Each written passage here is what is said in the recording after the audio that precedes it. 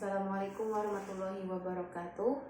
Ini adalah video simulasi praktek peradilan pidana untuk mata kuliah FSIH 4210, praktek peradilan pidana.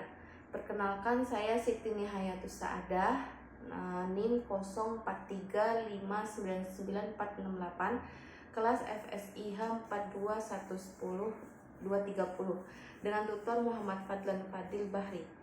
Dalam simulasi ini saya dalam tim penasihat hukum atau advokat pihak terdakwa. Berikut adalah ringkasan kasus untuk praktek ini. Pada hari Senin 12 Agustus 2024 sekitar pukul 22.30 WITA, terdakwa Aris Setiawan memasuki halaman rumah milik korban Jamaluddin di Kecamatan Banggai, Majene. Terdakwa mengambil satu unit handphone Samsung A12 yang sedang dicas di teras rumah. Aksinya diketahui oleh tetangga yang kemudian menangkap terdakwa dan menyerahkannya ke polisi. Nilai barang sekitar Rp1.800.000. Nota pembelaan pledoi nomor perkara PDM 45-2/2024-PN-MJN kepada yang terhormat Majelis Hakim Pengadilan Negeri Majene di Kabupaten Majene, Sulawesi Barat. Identitas penasihat hukum yang bertanda tangan di bawah ini nama: 1. Arif Muhammad Nur NIM 0307263882, 2. Siti Nihayatus Saadah NIM 0435999468, 3. Muhammad Ruslan NIM 01110223, 4. Rama Pradita Lawendatu NIM 0419855584, 5. Muhammad Danang Nur Ari Setiananda NIM 0506548896. Pekerjaan advokat atau penasihat hukum, alamat kantor Majene, bertindak untuk dan atas nama serta sebagai penasihat hukum klien kami. Nama lengkap Aris Setiawan, tempat tanggal lahir Majene Januari 2001, umur 23 tahun, pekerjaan buruh harian, alamat Majene. Pendahuluan. Dengan hormat berdasarkan surat kuasa khusus yang sah, kami mengajukan nota pembelaan ini bagi klien kami, Aris Setiawan, yang didakwa melakukan tindak pidana pencurian sebagaimana termuat dalam surat dakwaan jaksa penuntut umum nomor Rek/23/8/2024 tanggal 25 Februari 2024. Pembelaan ini disusun berdasarkan fakta persidangan, keterangan saksi, pengakuan terdakwa, dan prinsip-prinsip keadilan serta asas pembinaan dalam hukum pidana. Tanggapan atas dakwaan dan tuntutan. 1. Pengakuan dan kooperasi terdakwa klien kami mengakui perbuatannya secara jujur dan sukarela di hadapan penyidik dan majelis hakim.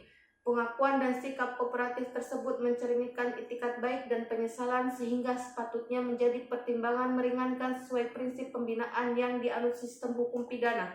2.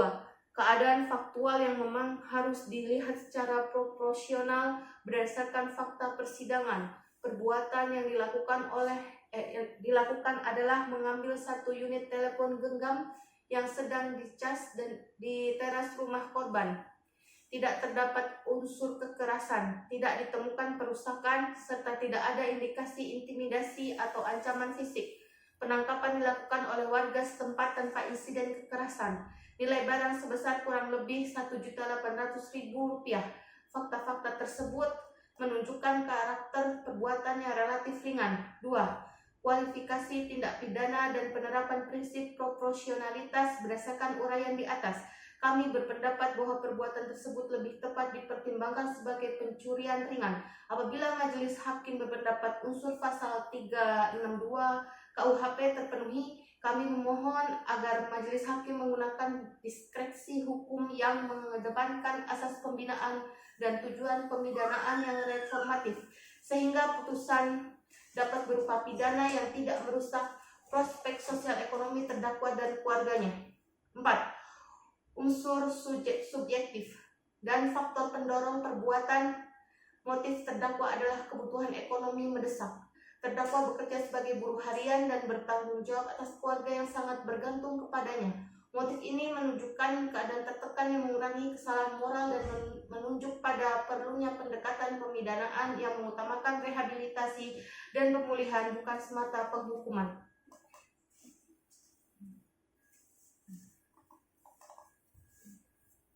Hal-hal yang meringankan. 1. Terdakwa mengakui perbuatan yang menyatakan penyesalan. 2. Terdakwa belum pernah dihukum sebelumnya.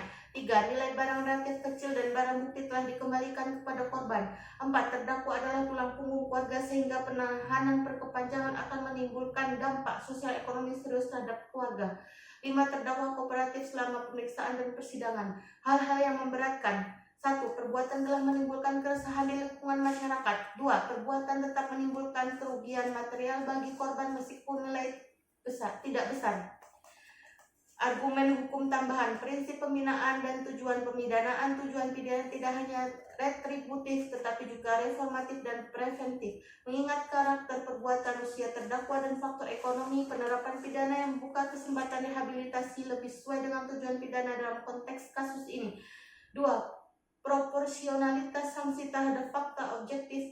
Penjatuhan sanksi harus proporsional terhadap tingkatan kesalahan dan akibat perbuatan.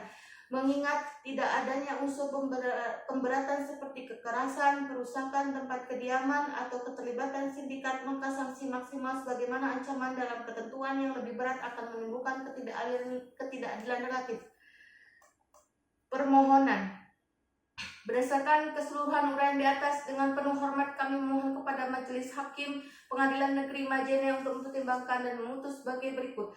1. Menyatakan bahwa klien kami terbukti secara sah melakukan perbuatan yang terukur sebagai pencurian ringan, atau bila Majelis Hakim menetapkan unsur pasal 326 KUHP terpenuhi, memohon penerapan prinsip pembinaan sehingga putusan tidak memberlakukan hukuman yang tidak proporsional. 2. Menjatuhkan pidana yang sejalan dengan tujuan pembinaan dan pemulihan berupa pidana percobaan atau pidana penjara yang diringankan untuk diganti dengan pidana denda atau kerja sosial, atau paling banyak pidana penjara selama 3 bulan dikurangi dengan masa tahanan sementara yang telah dijalani. 3. Memperhitungkan seluruh masa tahanan sementara sehingga masa pidana yang diputus dikurangi seluruh masa tersebut. 4. Menetapkan agar barang bukti berupa 1 unit telepon genggam Samsung A12 tetap dikembalikan kepada korban sebagaimana telah dilakukan. 5. Memberikan kesempatan alternatif pemidanaan yang bersifat rehabilitatif, antara lain program konseling, pelatihan kerja, pekerjaan sosial di masyarakat, atau layanan pemulihan sosial ekonomi sehingga terdakwa dapat kembali produktif dan memenuhi tanggung jawab terhadap keluarga serta korban. Penutup. Demikian nota pembelaan ini kami ajukan. Kami berharap Majelis Hakim yang mulia melihat konteks sosial, ekonomi, dan kemanusiaan perkara ini sehingga putusan yang dijatuhkan tidak hanya mempertimbangkan aspek hukum tetapi juga aspek perbaikan dan reintegrasi sosial terdakwa. Atas perhatian Majelis Hakim yang mulia, kami ucapkan terima kasih. Majene 1 Maret 2024. Hormat kami, penasihat hukum terdakwa.